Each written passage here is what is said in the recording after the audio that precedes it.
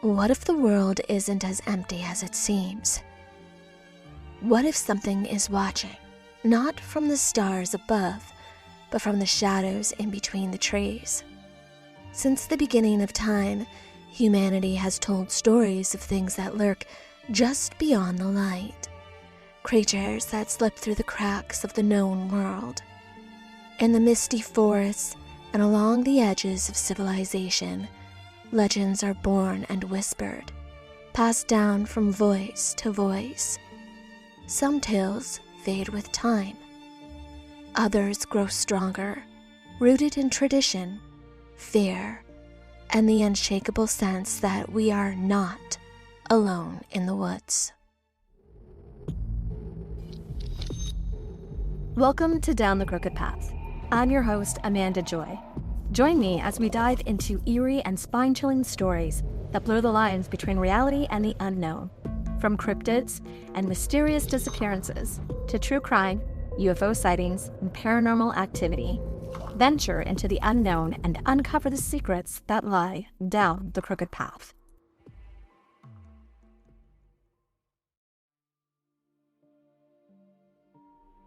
Across generations and cultures, these beings have gone by many names. Wild men, forest giants, hidden ones. They live in the margins of our maps, showing up in whispered stories, half-seen glances, and footprints left behind in the mud where no human should tread.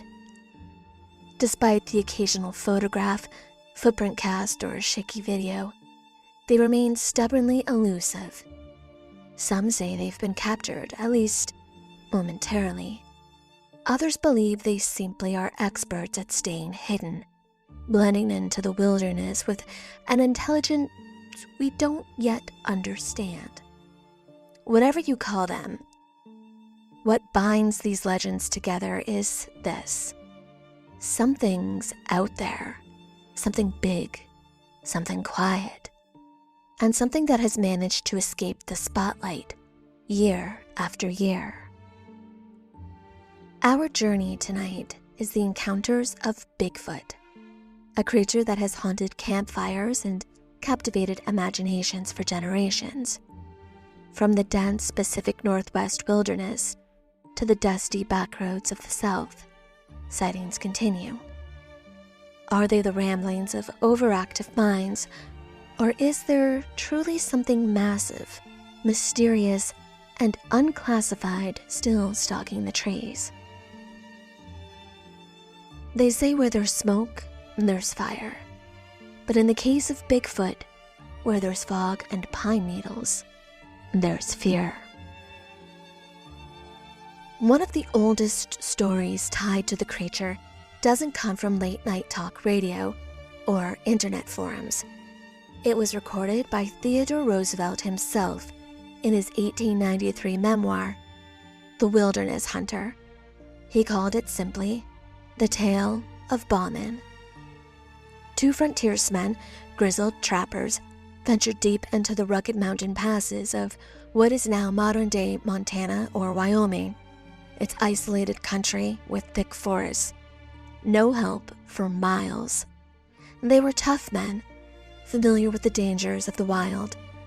But something in those woods didn't act like any animal that they knew of.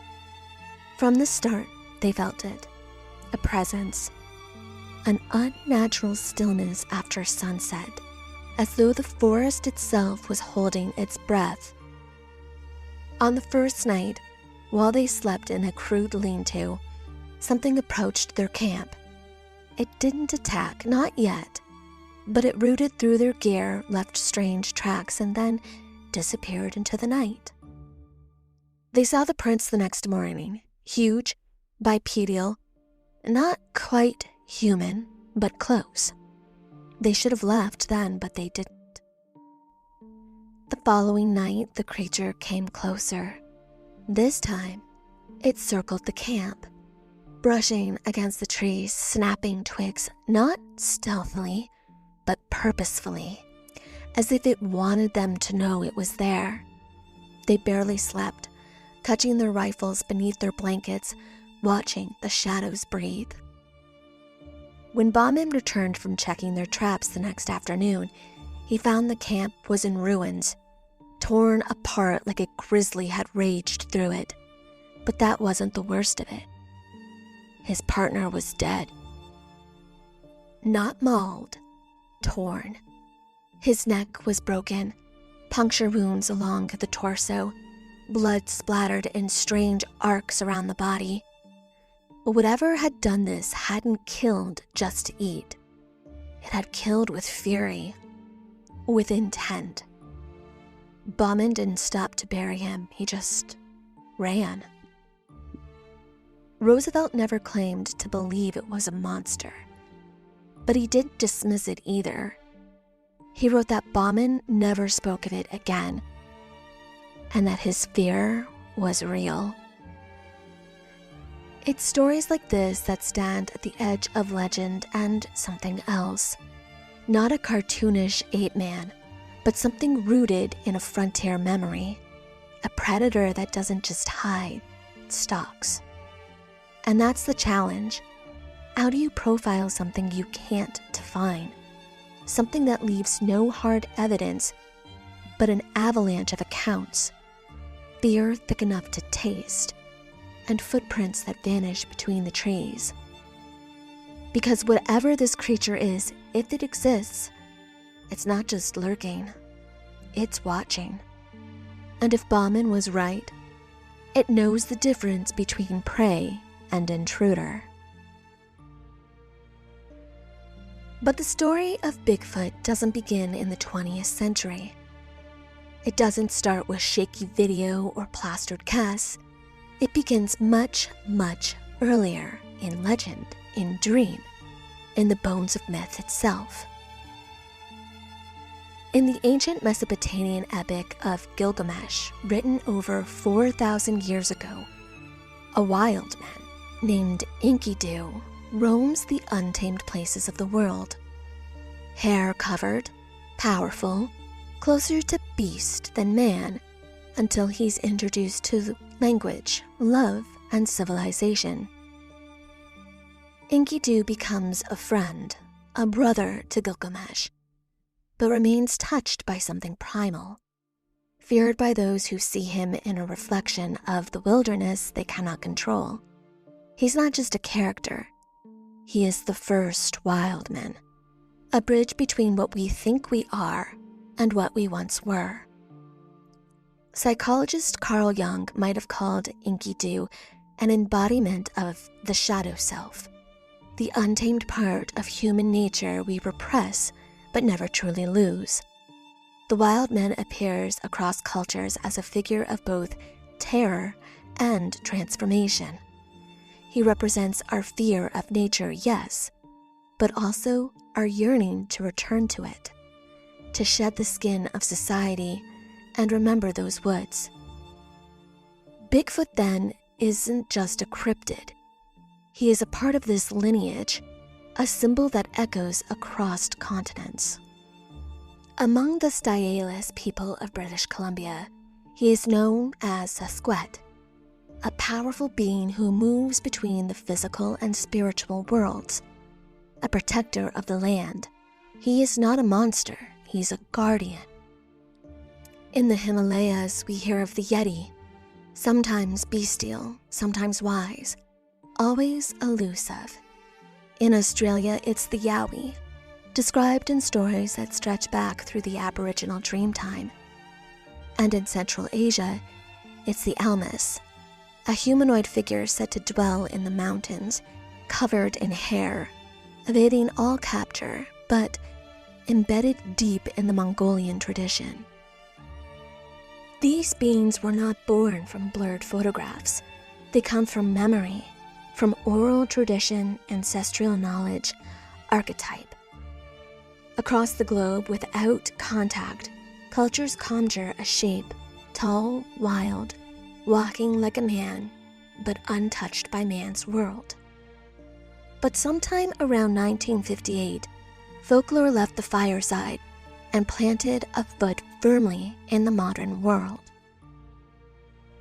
It happened in the dense logging country of Northern California. in a rugged, remote region near Bluff Creek. That year, a road construction crew had begun working deep in the woods. Men who knew the land, animals, and the signs of trouble. But one morning, bulldozer operator Jerry Crew spotted something strange pressed into the soft earth near their equipment. Massive tracks, human-like but impossibly large.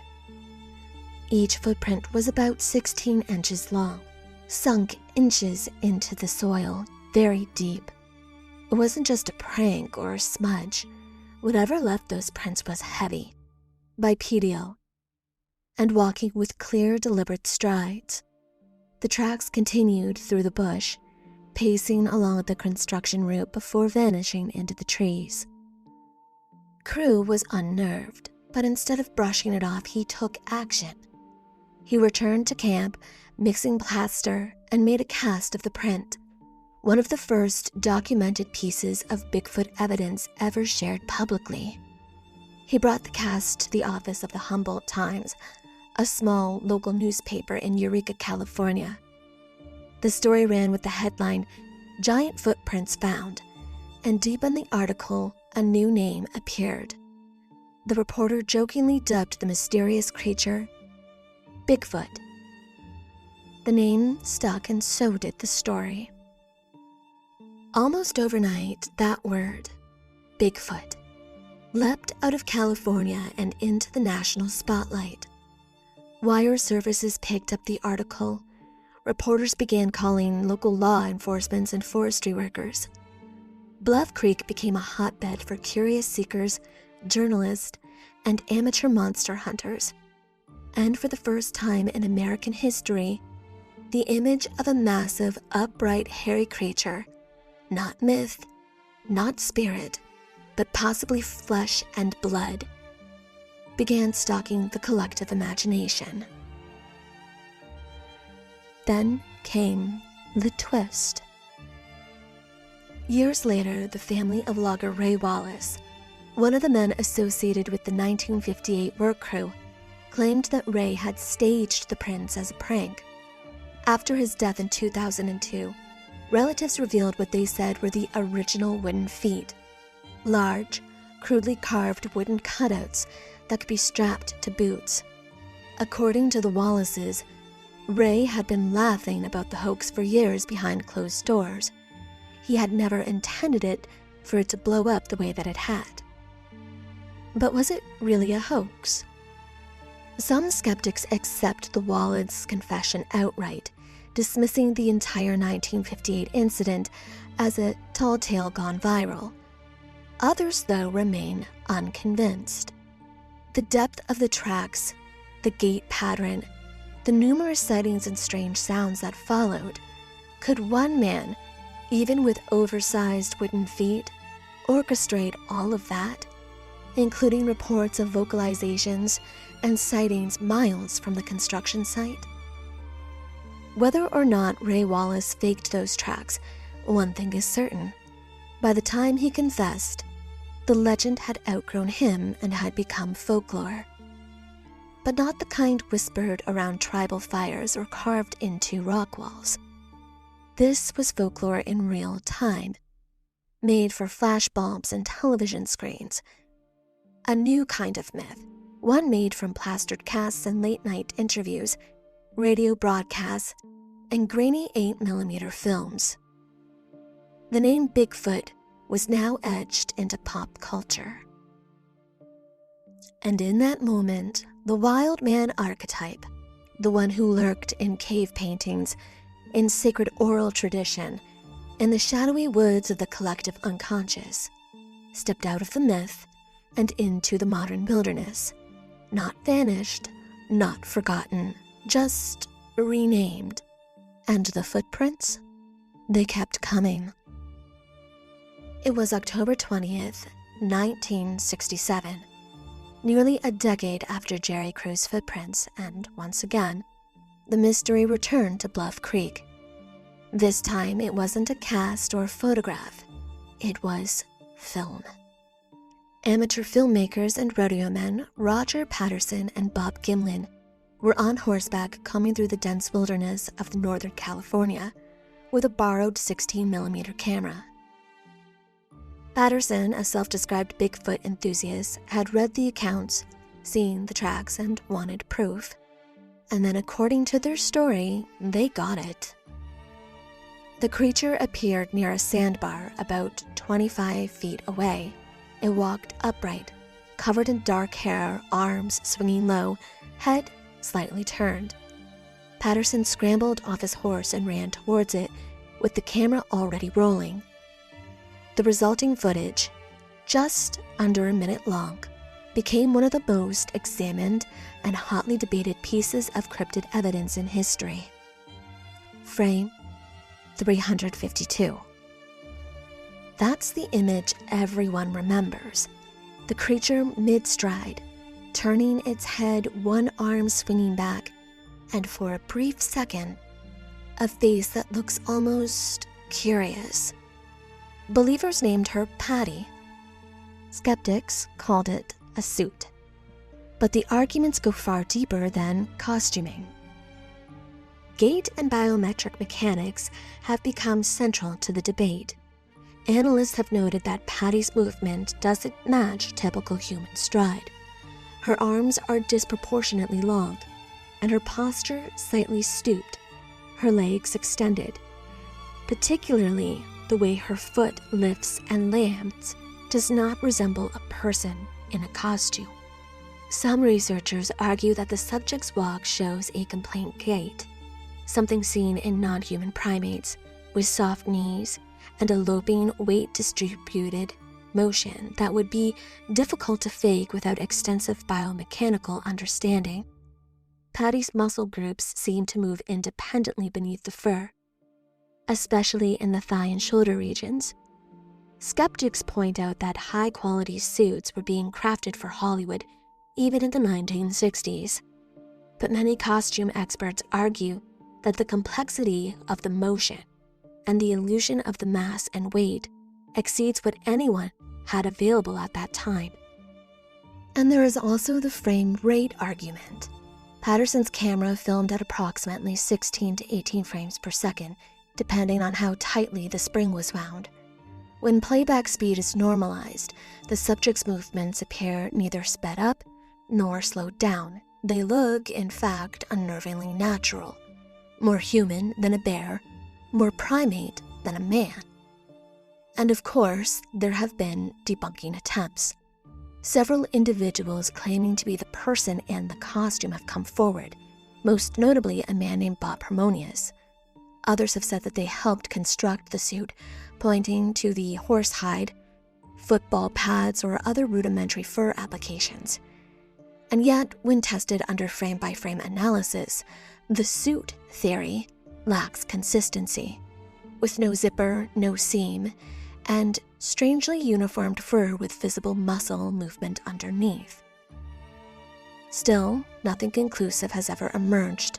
No costume, no confession with evidence, no second take, and yet, no body. For some, that's enough to dismiss it all. But for others, the absence of closure is exactly what keeps this film alive. Culturally, the Patterson-Gimlin film became sacred text.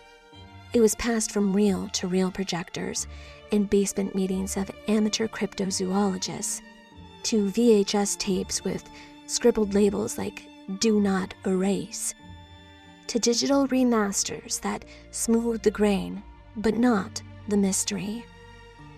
Patty became the face of Bigfoot. The stride, the turn, the dark gaze under the tree canopy. It all felt different than folklore. She wasn't just feared, she was studied. And the most striking of all, she didn't run. She walked calmly away, as though she'd seen us many times before. Whether hoax or history, the Patterson-Gimlin film marks the moment that modern Bigfoot stepped not just out of the shadows, but straight into legend. Not a whisper, not a track, but an image you can't quite forget. And ever since, every blurry frame, every reported sighting, every plaster cast in the woods has been measured against one thing: the figure that walked past a California sandbar in 1967 and looked straight into the lens. There is a place along the southern edge of Mount St. Helens where the trees seem to lean in a little closer than they should. The winds are still, the rocks echo strangely, and old hunters speak of nights when the forest turns hostile, like it's waiting for something to return. It was 1924, and Fred Beck and 4 fellow miners had set up camp near the edge of a deep ravine in southwest Washington, a jagged cut in the wilderness that would later be known as Ape Canyon. They were prospecting for gold, half a day's ride from Mount St. Helens, when odd things started to happen. Strange cries echoed through the trees at night, not wolf, not coyote, and certainly not human. Rocks were hurled into the canyon from high above, and one morning, Beck claimed that they spotted a creature standing upright on the ridge, tall, hairy, and watching them. It was in that moment, Beck said, when instinct overrode doubt. One of the creatures was perched high on the canyon wall, watching them in daylight. It wasn't just curiosity in its stance, it was awareness. And Beck, driven by some mix of fear and frontier logic, raised his rifle and fired. The figure tumbled back from the ridge and vanished into the brush below. But they didn't go down to check. That night, the forest answered. It began with silence, the kind that makes your ears strain and your heart crawl upward into your chest. Then came the stones, heavy ones, slamming against the roof of the cabin, thudding into the walls. Something moved through the trees with alarming speed, circling, testing. Clawed fingers scraped along the logs, shadows flitted from the slats.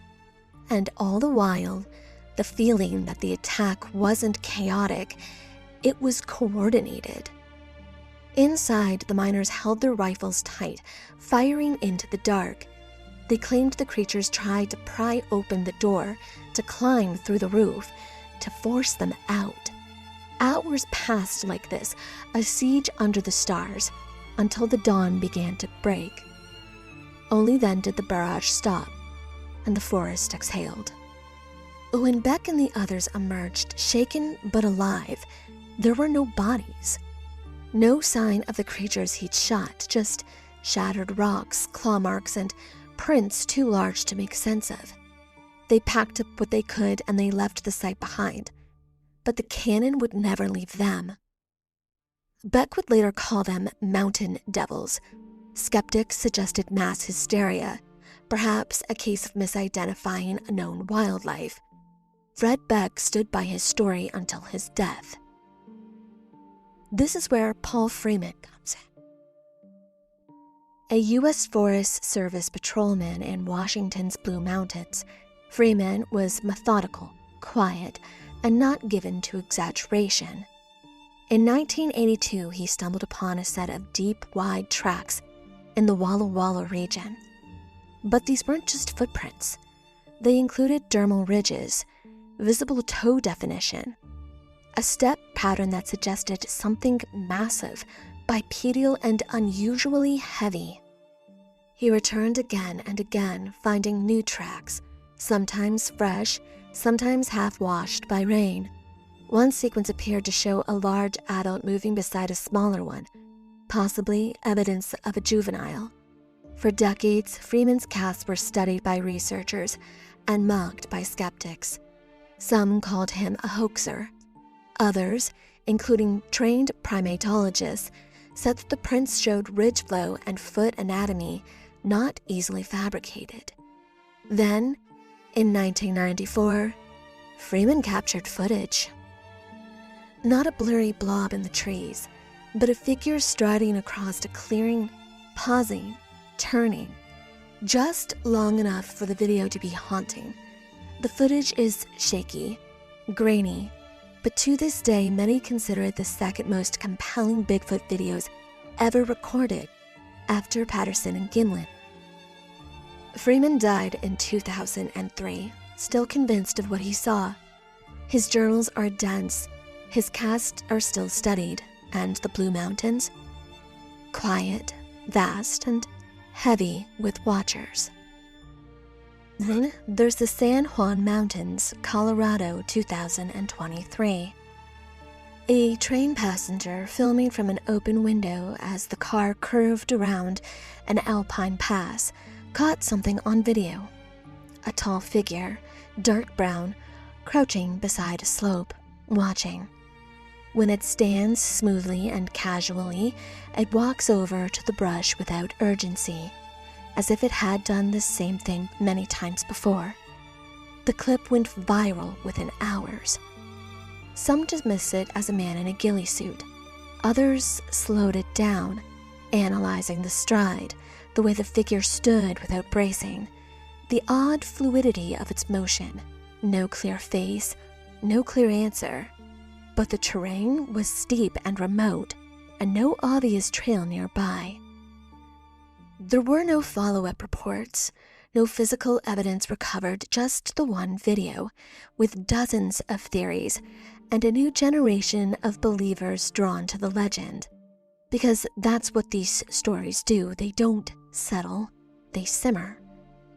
Ape Canyon, Paul Freeman's Blue Mountains, the San Juan Railway, different decades, different coasts.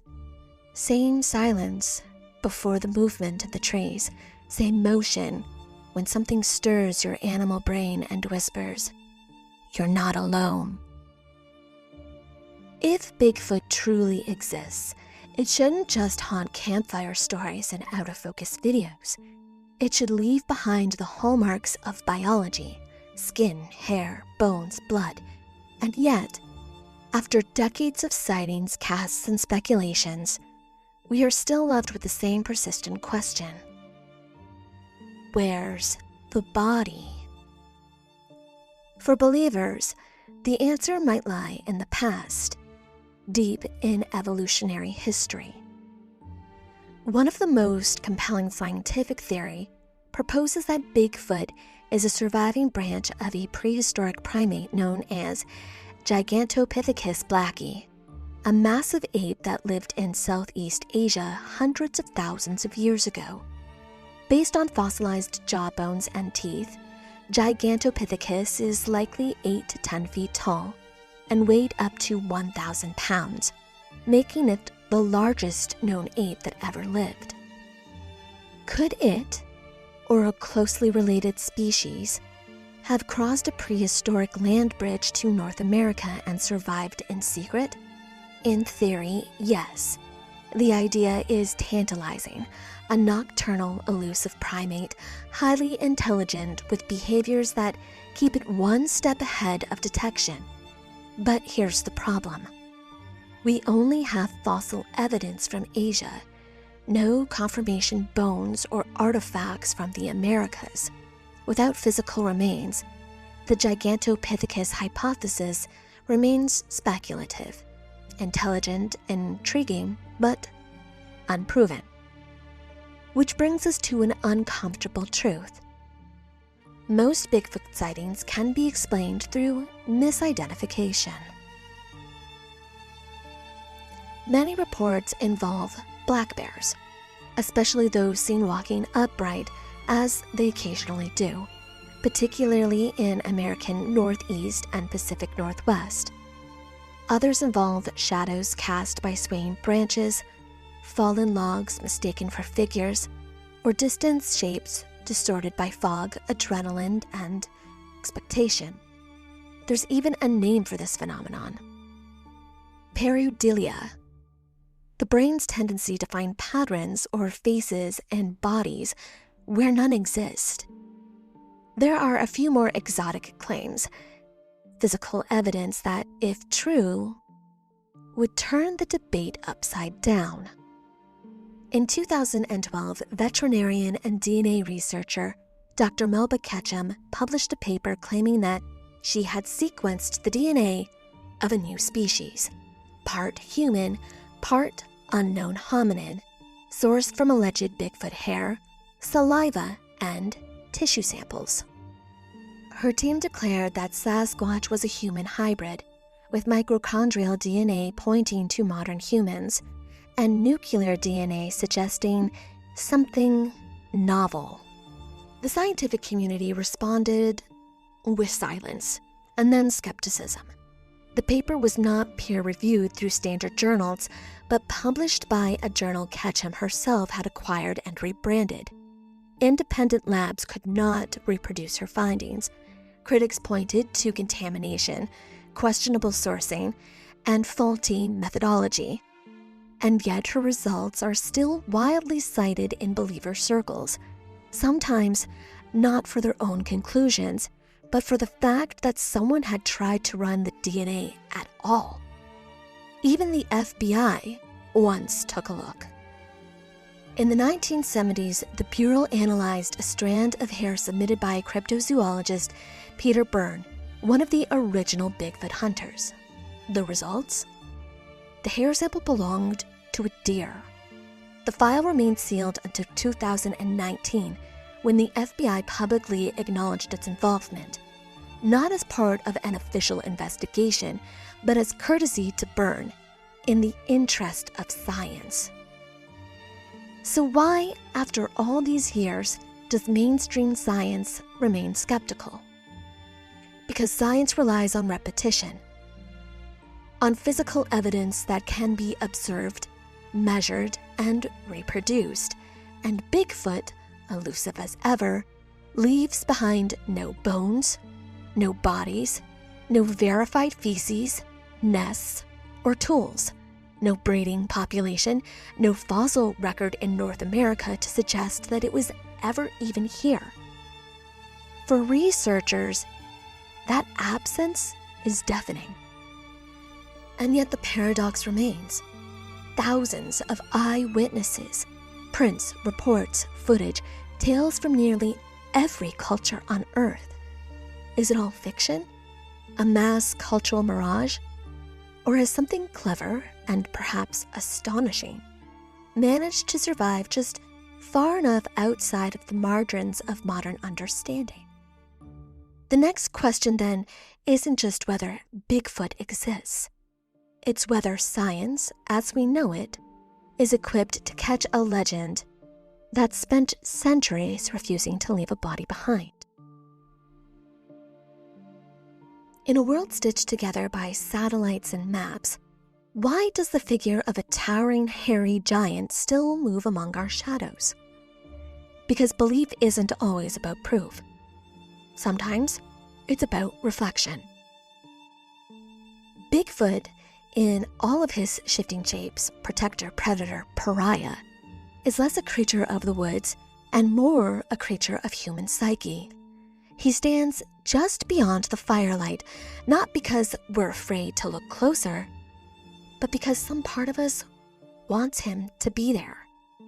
He is the protector of untouched lands, a silent witness to what the forests once were, before roads split them open and machines chewed them to stumps.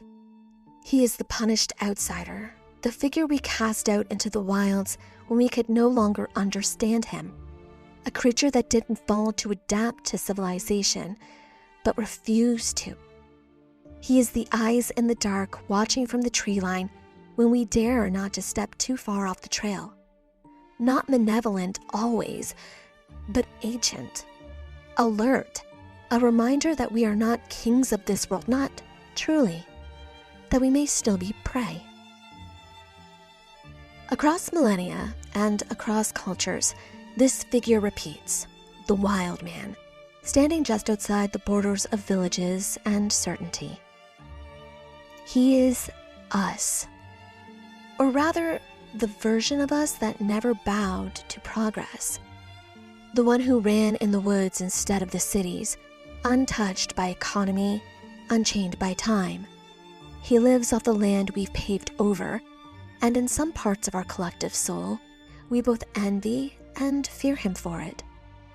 Some psychologists see him as a projection of guilt, our subconscious grief for what we've done to the world. We are the ones who destroyed the forests, and yet we imagine someone still living in them, quietly, powerfully, and untouched, a ghost of harmony persisting where we could not. Others see belief in Bigfoot as some kind of mass hysteria, a social cognition passed through stories amplified by adrenaline, anchored by human error. But maybe it's not hysteria, maybe it's storytelling, our oldest tool, the way we cope with the unknown, explain the unexplainable, encode survival lessons into memory. In 2008, self-proclaimed Bigfoot hunter Rick Dyer and former police officer Matthew Whitten made headlines when they announced something astonishing. They had the body, a real physical specimen, 7 feet tall, over 500 pounds, covered in reddish-brown hair, stored in a freezer in Georgia. They presented a photograph, then another. They even held a press conference. The media swarmed, and within days, the Bigfoot community was in a frenzy. DNA samples were allegedly taken, along with tissue tests and photo analysis. Dyer and Whitten promised full disclosure. They said it was the discovery of a century, and then the freezer thawed. Inside was not an undiscovered primate, but a rubber costume filled with animal guts, a Halloween prop. The hoax unraveled spectacularly.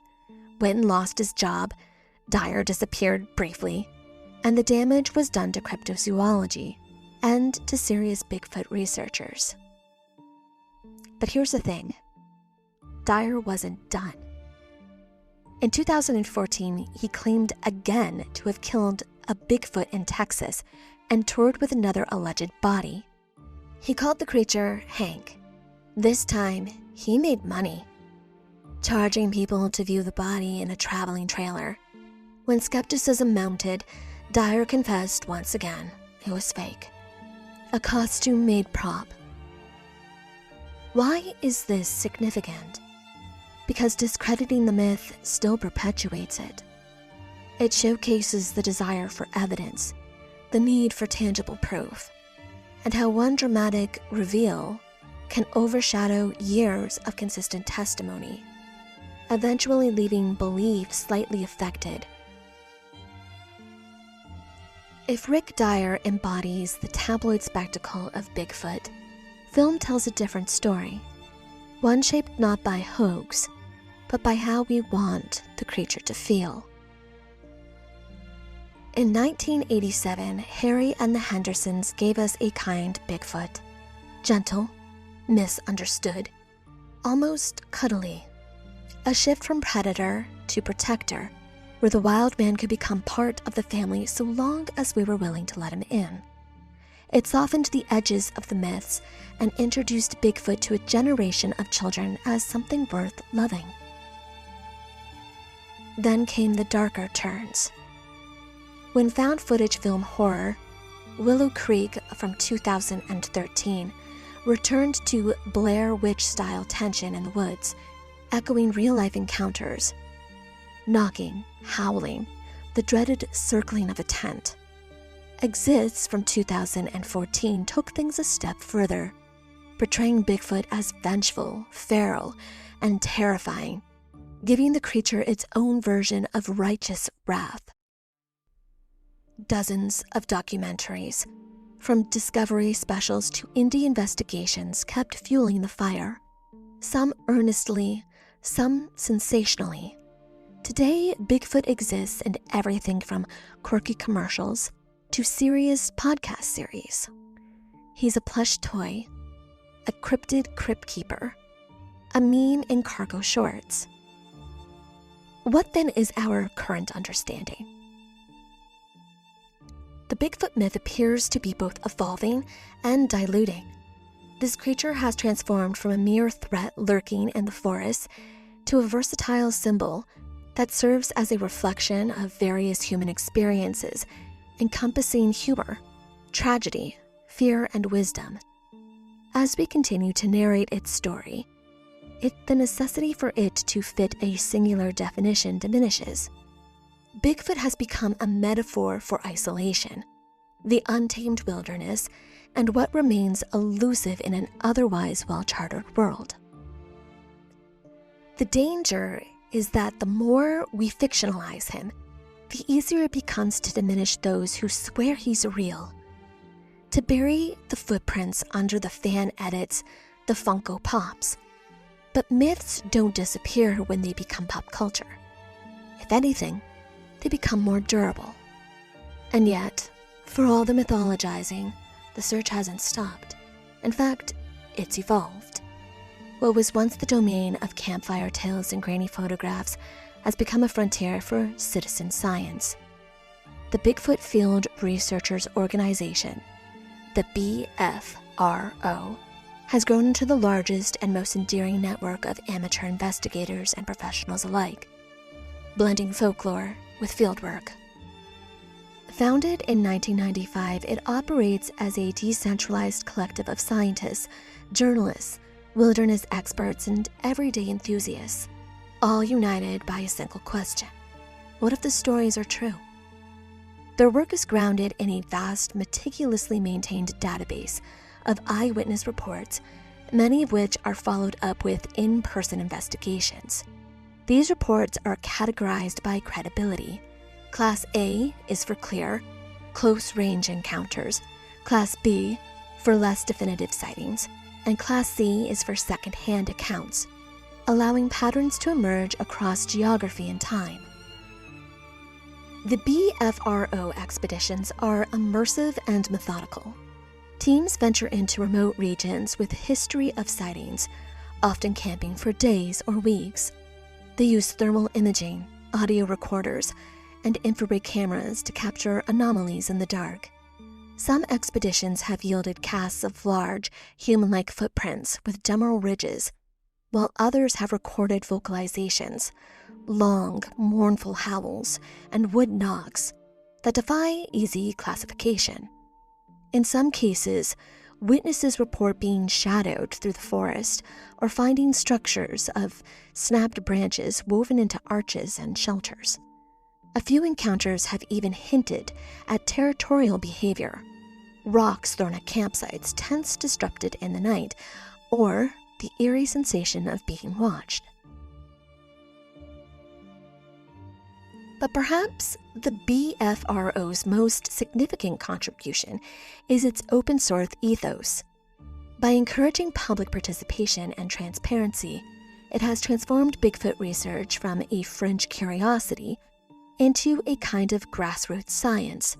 Their work doesn't claim to have all the answer, but it insists that the questions are worth asking. Drones have become the new eyes in the sky, quiet, persistent, and capable of scanning vast, inaccessible terrain. Outfitted with thermal imaging cameras, they can detect heat signatures in dense forests, even in total darkness.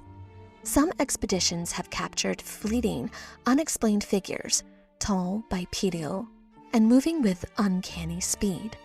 Others have recorded sounds that mimic human speech but don't quite match any known language.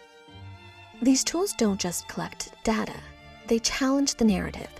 They force us to ask whether the line between myth and biology is as clear as we once believed.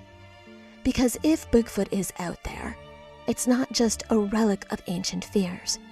It's a creature that has adapted to our surveillance and our technology. And if it isn't, then what are we seeing? And what are we hearing? The U.S. government has, at times, shown quiet curiosity when it comes to Bigfoot. In 1976, the FBI unexpectedly analyzed hair and tissue samples submitted by prominent researchers. The results came back as deer, but the mere fact that the FBI opened a formal inquiry and archived it until it was declassified decades later has raised some eyebrows. This wasn't the only official acknowledgement. In 1975, the U.S. Army Corps of Engineers published a Washington state atlas that included a full-page entry on Sasquatch, complete with population range maps and notes on possible habitat.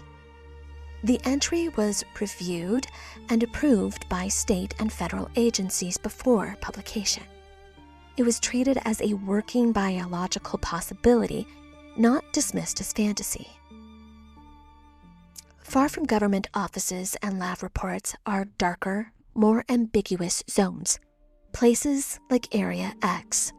Nestled deep in the Washita Mountains of Oklahoma, this site has been studied for over 2 decades by the North American Wood Ape Conservancy. Though not officially affiliated with any branch of the government, its remoteness, controlled access, and the secrecy of its expeditions have earned it a reputation. Here, researchers have documented stone-throwing incidents, captured unexplained vocalizations, and recorded visual encounters with large bipedal figures. They've employed night vision optics, thermal surveillance, and even self-taking darts in an effort to gather scientific proof. Still, no definitive evidence has emerged, only more questions. The most controversial stories, however, involve military intervention in remote wilderness areas. Scattered reports suggest that certain regions with a history of sightings have suddenly become inaccessible, closed off under the guise of environmental risk or national security. Veterans have quietly described strange encounters during field exercises, enormous figures moving through dense brush, eerie vocalizations in the night, or unsettling sensations of being watched. Some point to historical accounts during the Vietnam War, where both American and Vietnamese soldiers reported interactions with large, unknown primates, known to them as the people of the forest. Casts were made and investigations were launched, and then silence. There's a theory, persistent and unsettling, and impossible to shake, that the U.S. government isn't just aware of Bigfoot. It's in possession of one. Somewhere in a cold, sealed facility, a specimen lies preserved, its existence classified, its biology studied in silence. Others will go further, claiming that a living Bigfoot has been captured, being held in a black site far away from public view. The reasons vary: national security, scientific secrecy, or the fear that such a discovery would upend everything we think we know about evolution, intelligence, and our place in the natural order. One of the most popular stories comes from the 1999 Battle Mountain fire in Nevada, where the wildland firefighters allegedly encountered a badly burned, non-human creature. In early August of 1999, a massive wildfire swept through the arid brushlands near Battle Mountain, Nevada, consuming over 180,000 acres of federal land. It was one of the largest fires in the region that year, and it drew hundreds of personnel from the Bureau of Land Management, the U.S. Fish and Wildlife Service, and the Department of the Interior. Among them was an anonymous government employee, trained in the emergency medical response, who would later report something extraordinary.